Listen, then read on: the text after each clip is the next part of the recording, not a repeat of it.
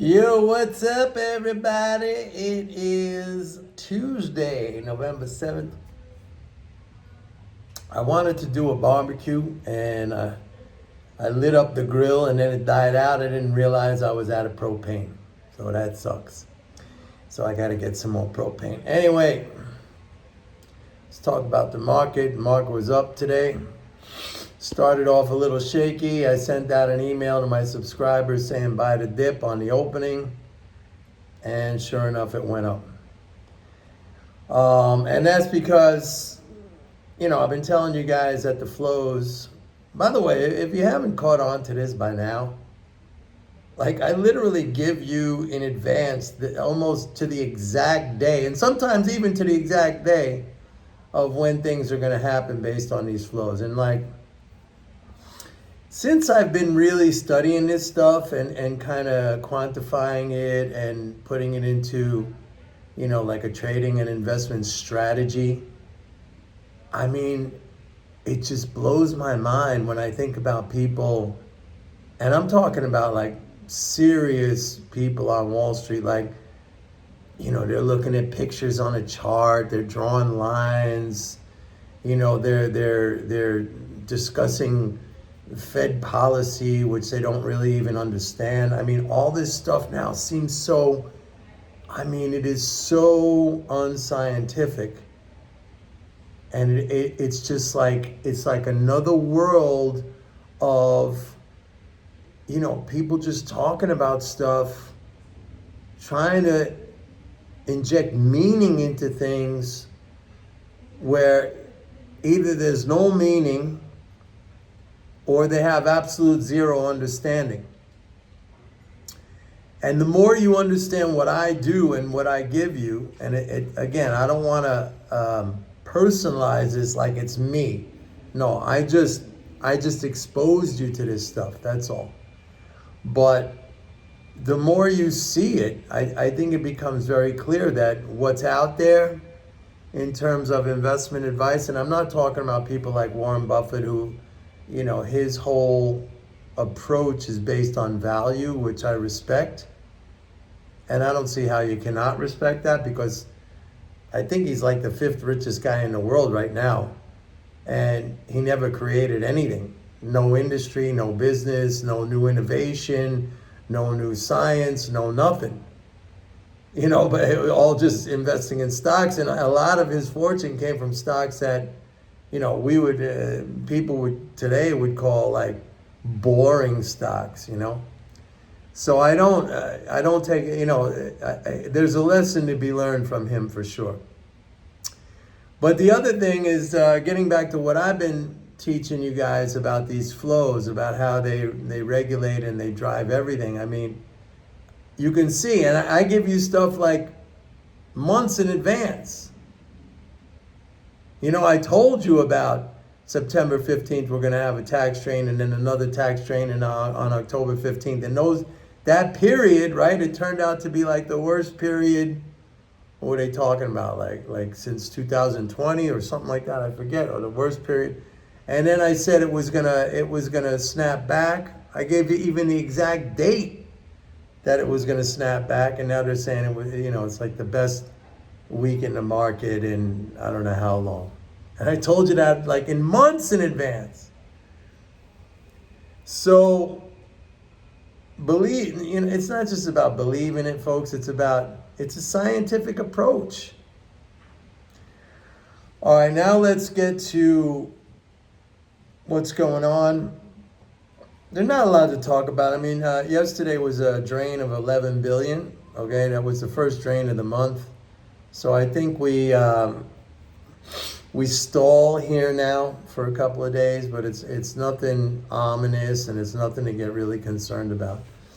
What I want to talk about today is more of a kind of a macro concept, in the sense like, we read a lot, we hear about people saying the government spends too much money, the government spends too much money, we shouldn't spend, we're spending like drunken sailors, right?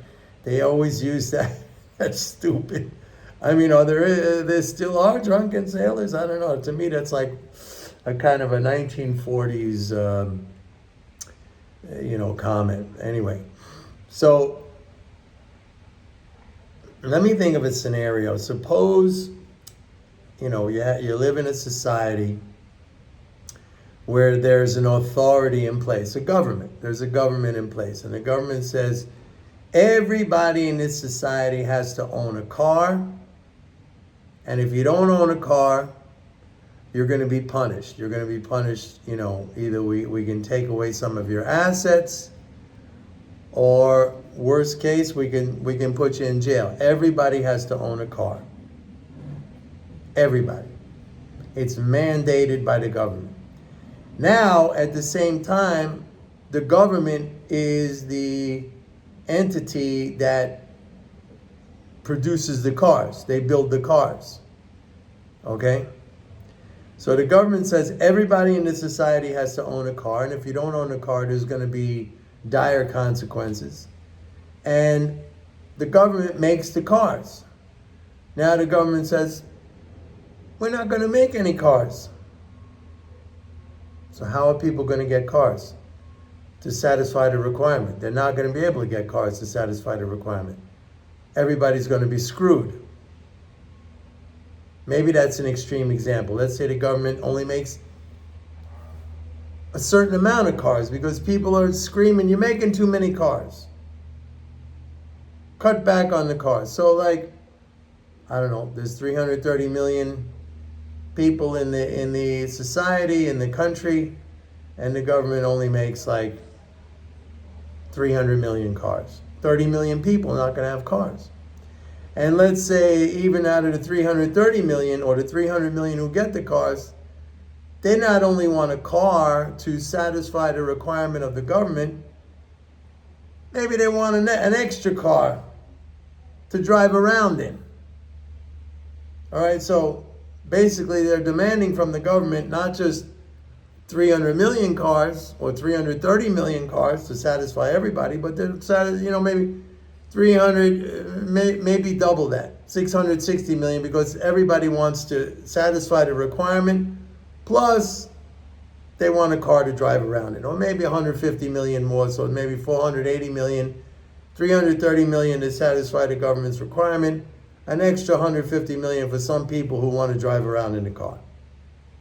Maybe the other, 150 million, they take public transport, they don't need it.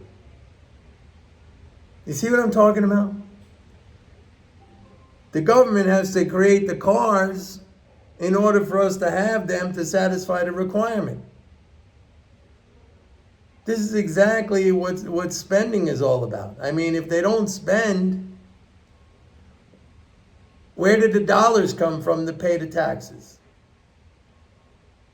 And you could say, oh, we borrow it from the bank. You can't borrow it from the bank because the bank, in order to quote unquote create dollars, and they're not creating dollars, what they're creating is credit, but that credit has to be backed according to regulations that are imposed by the government, requirements that are imposed by the government.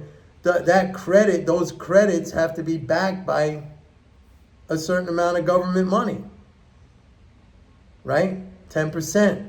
So whatever credit they're creating, the government has to provide the backing to that. So it's not coming from the banks. It can only come from one place, and that's the government. So I know if you go around and you talk to your friends and your family members and your colleagues at work, they're gonna shoot this down right away. But the fact of the matter, and I know it's a hard sell. It's a hard sell.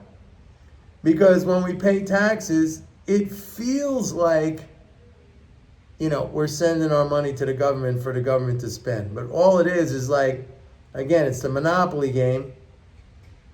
They issued the money to play the game, and they're taking a little bit back. Taking a lot back, whatever. We still have some.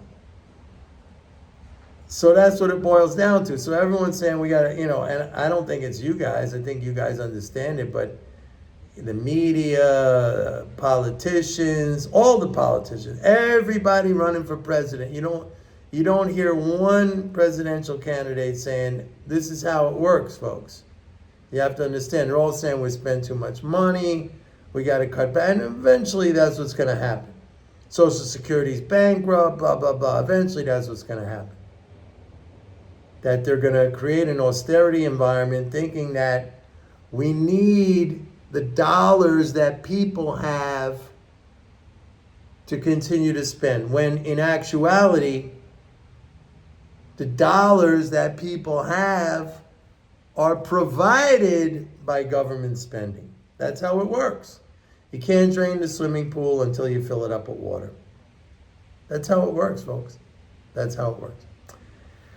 Anyway, that's it for today. Don't forget to go to my website, pitbulleconomics.com. Sign up for a 30-day free trial of MMT Trader. Believe me, that thing pays for itself. Sometimes in one day, it can pay for itself for a year or more.